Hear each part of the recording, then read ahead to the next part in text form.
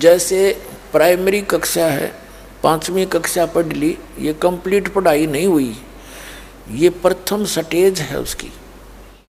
तो ये समझो जैसे फर्स्ट एड होती है, तो भगवान शिव ने पार्वती जी को मंत्र सुनाने शुरू किए। अब दोनों पुण्यात्मा थे, युगों युगों की भक्ति युक्त थे, अंतःकरण निर्मल था, सोच अच्छी थी। भगवान शिव बताने लगे कि मूल कमल में गणेश जी है।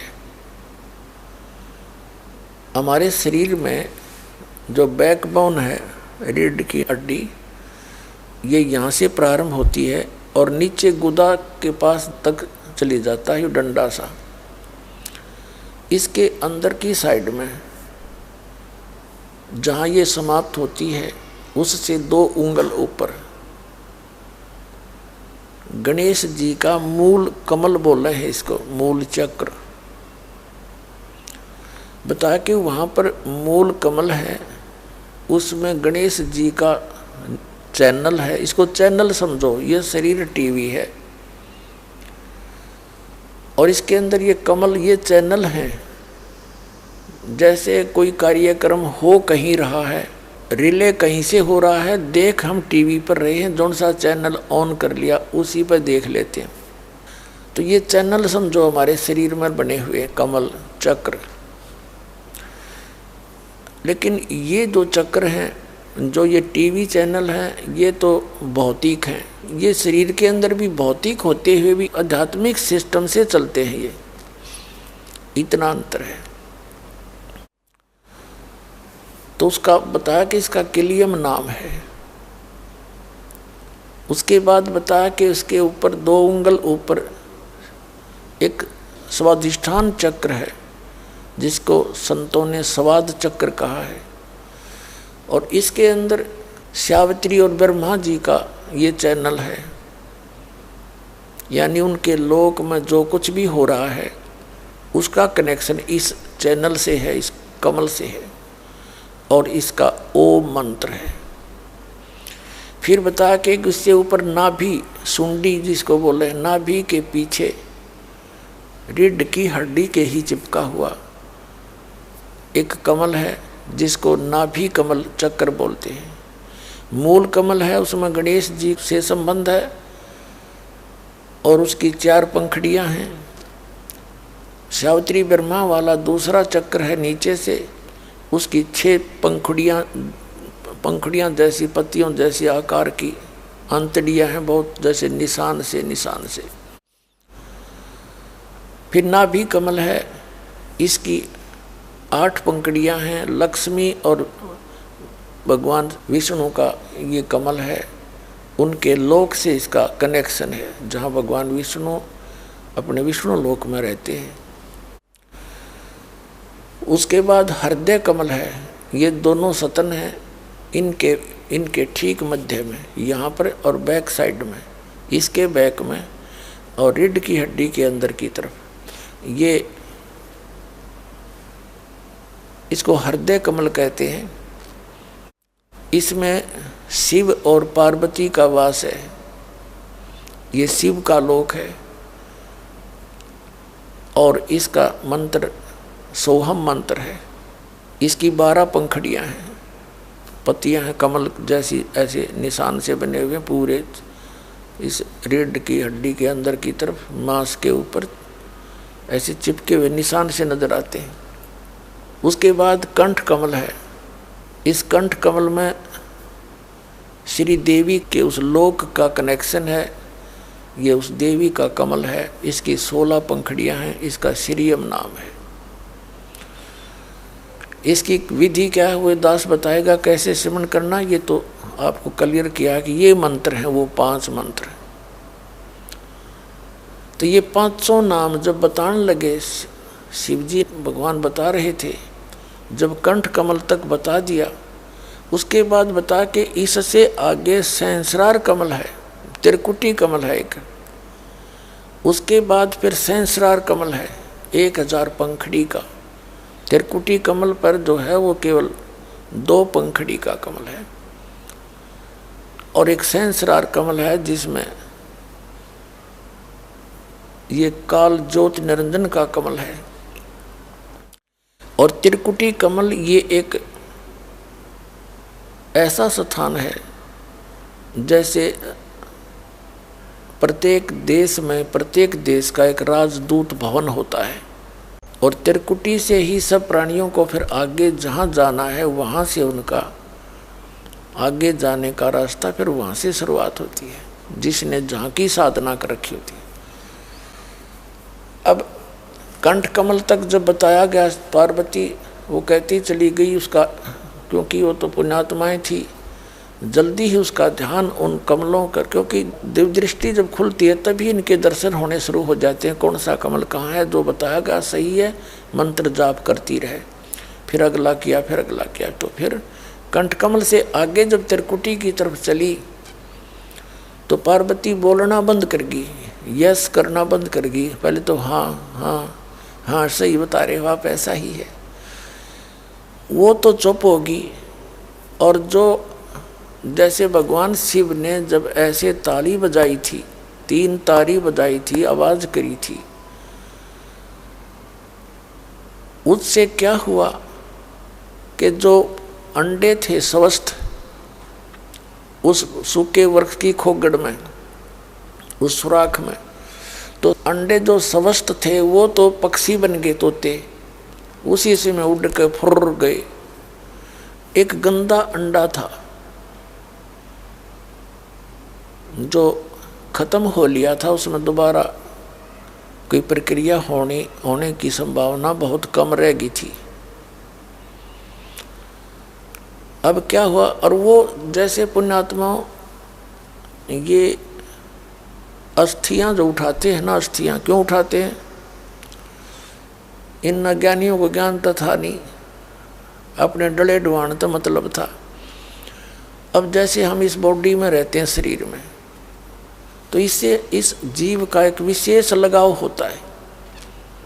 जैसे हम किसी किराए पर मकान पर रहते हैं ना, और उसको कोई खाली करा लेता है, कई दिन याद आवे वो कमरे, करना तो पड़ता है, मजबूरी है। तो और ये तो हम अपना मान रहे इसको।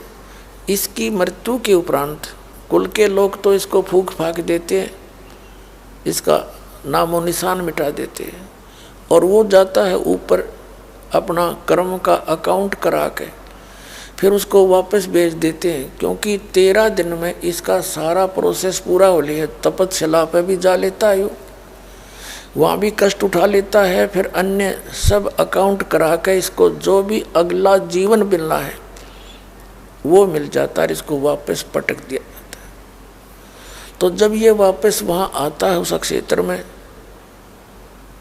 ये कहाँ जाता है, घर पे आता है। घर से पता लगता है कि तेरे शरीर को कहाँ शमशान घाट पर फूका होगा, वहाँ जाता है।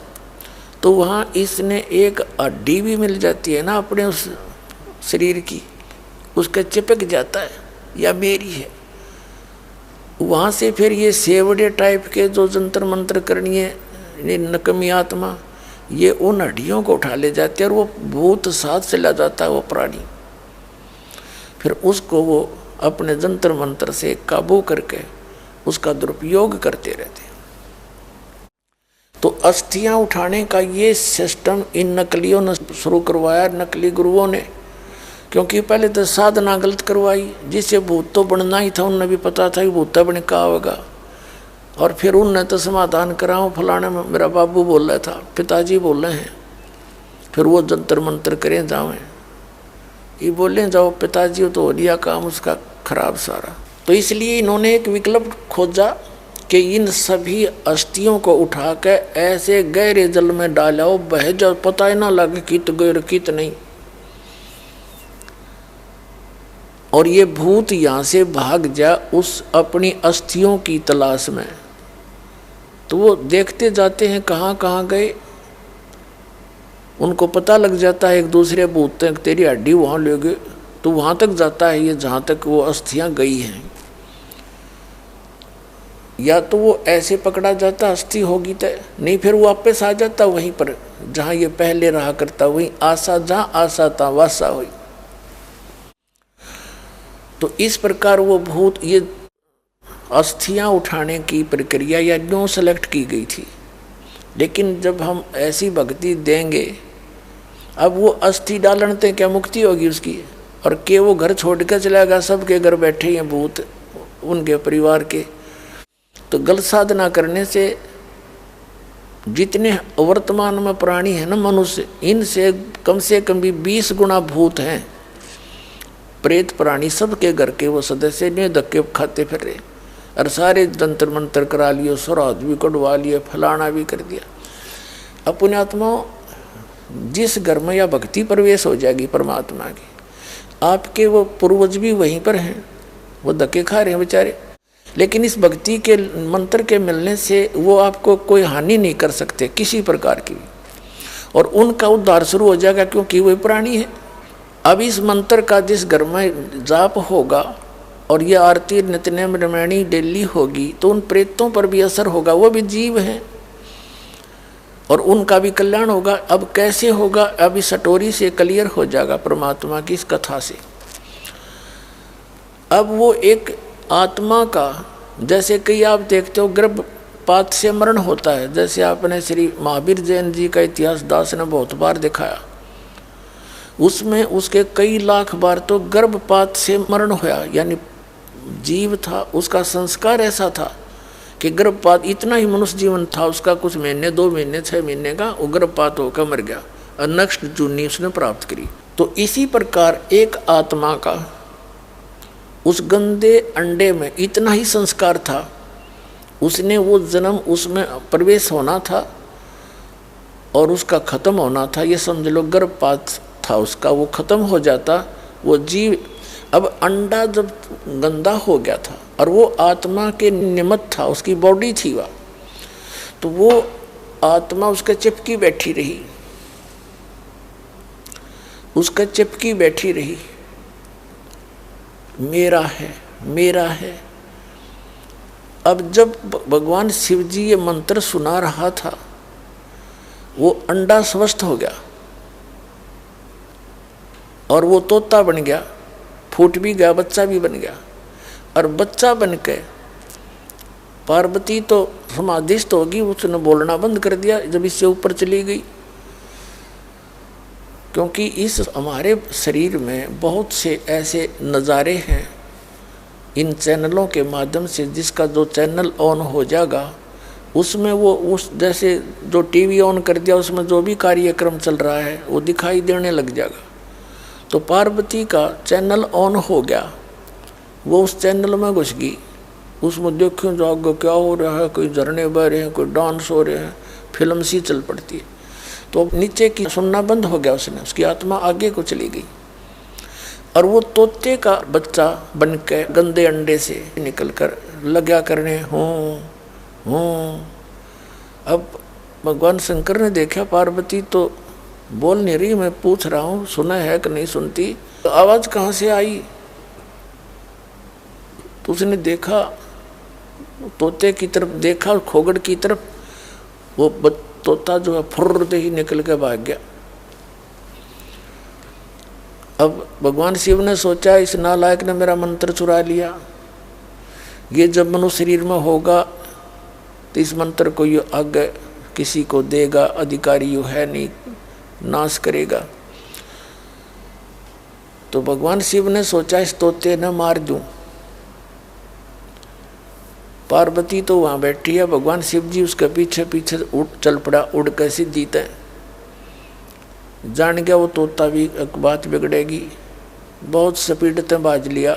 वेद व्यास जी ऋषि की पत्नी ने जमाई ली कुदरती, वहाँ शरीर छोड़ के तोते आला उसके मुंह के अंदर से अंदर प्रवेश कर गया पेट में।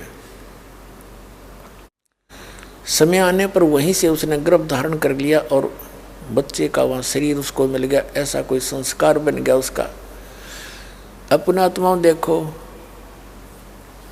अब इस मंत्र के देने का अधिकारी उस समय शिव ही था, और शिव ने जो दान किया अपनी पत्नी से उसका तो असर होया और गंदे अंडे से तोता बन गया। वो आत्मा भी चार्ज होगी उस मंत्र से और उसको मनुष्य शरीर मिला। अब इससे बहुत से कंसेप्ट यानी शंकाएं बहुत सी समाधान हो जाएंगी।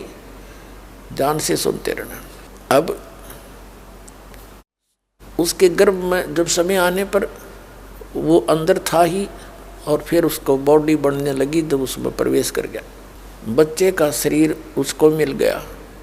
लेकिन उसको इतनी चेतना रही कि बाहर जाते ही हमारे ऊपर एक बहुत ज़बरदस्त प्रभाव बन जाता तीनों गुणों का, और बाहर जाकर हम उद्देश्य भूल जाते हैं।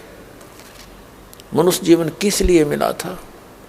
इसका उद्देश्य केवल आत्म कल्याण के लिए है। बाकी तो हम वैसे जैसे संतानों उत्पत्ति हमारे संस्कार हैं, थोड़ा बहुत झोंपड़ी मकान बना लेना आवश्यकता है, रोजी रोटी के लिए पेट के लिए कार्य करना ये भी आवश्यकता है। लेकिन मूल उद्देश्य क्या है? केवल परमात्मा की सत साधना और मोक्ष कराना है। तो ये हम भूल जाते हैं, और जो परंपरागत हमारी क्रियाएं हैं, जो जैसे भी जिस परिवार में कुल में जन्म होता है उन्हीं में हम रंग जाते हैं और उद्देश्य भूल जाते हैं। तो इस डर से वो बाहर नहीं आया कि बाहर जाते ही तीनों गुणों का प्रभाव, त्रिगुणमयी माया, रजगुण ब्रह्मा, सतगुण विष्णु, तमगुण शिव जी से निकल रहे ये तरंगें ये जीव को अचेत कर देती है। तो ये 12 वर्ष तक माँ के गर्भ से नहीं निकला। 12 वर्ष जब हो गए तब भगवान शिव आए पीछे पीछे। तब उसी समय की कहानी है। शिव जी आए पीछे पीछे और उसको कहने लगे व्यास की पत्नी को कि हे व्यास की पत्नी, तेरे गर्भ में मेरे मंत्र का चोर है, मेरे ज्ञान का चोर है, इसको मैं मारूंगा। अब उसकी व्यास की पत्नी कहने लगी महाराज मुझे तो ज्ञान नहीं, क्या बात होगी, कुछ कहानी सुनाओ। कि इसने मेरा मंत्र सुन लिया, पार्वती को मंत्र दूं था, ये ऐसे ऐसे था, क्या बात हुई, कैसे छुपा रहा ये, और ये मेरा मंत्र सुनकर ये अमर हो गया, और इस मंत्र को यूँ आगे और बताएगा तो समस्या हो जाएगी।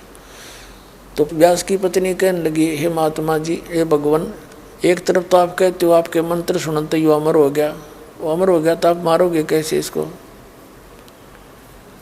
अब शिव जी इस बात से परिचित हुए सचमुच, जब तो वापस आ गए। फिर 12 वर्ष तक ये गर्भ से बाहर नहीं आया इस डर से। अब देखो पुण्यात्मा, इस अध्यात्म शक्ति के कारण जो भगवान शिव से इसने वो सुना था, उससे उसमें इतनी चेतना होगी, इतना चार्ज हो गया, अपनी सब इच्छा से बाहर नहीं आया और वहाँ बैठा रहा।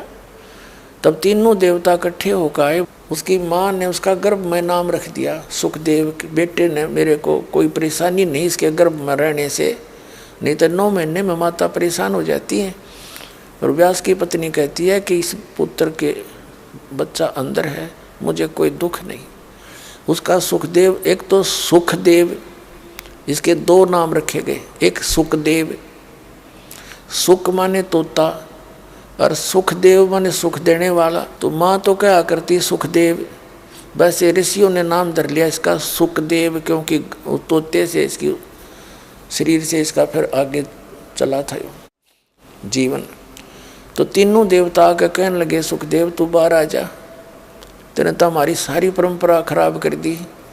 12 वर्ष तक माताएं, तो चलो आपके अंदर तो ऐसी व्यवस्था है परमात्मा की कृपा से, आपकी माँ तो दुखी नहीं, लेकिन ऐसे जब बिगड़गी सारी परंपरा तो 12 वर्ष तक माताएं कैसे गर्भ में बच्चों को रखेंगी?